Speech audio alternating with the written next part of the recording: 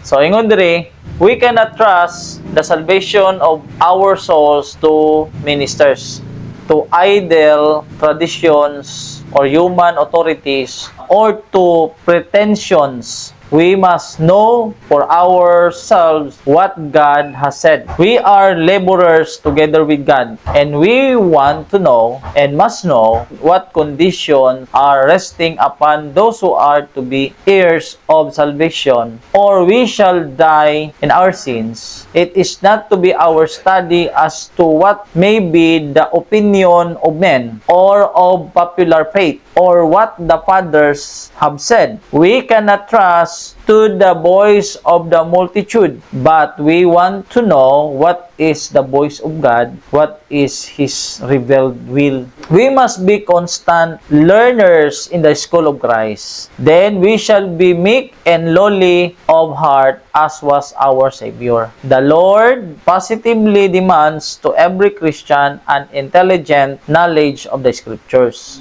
We must dig for the truth as He would dig for hid treasures. He must search the Scriptures, comparing Scripture with Scripture, for he must be our laborers together with God. Individually, we are to work out our own salvation with fear and trembling. So, nindot kay ning gisulti diri sa Review Herald, no? Na dili nato isalig ang kaluwasan sa atong kalag ngadto sa atong mga ministro. Bisan kinsa pa na, bisan pa didto sa mga tradisyon, mga human authorities or multitudes, mo na ni ang voice of God kay mo man ning gingon sa kadaghanan. But we want to know what is the voice of God, what is His revealed will. Mo na gingon diha sa kuan, individually we are to work out our own salvation with fear and trembling.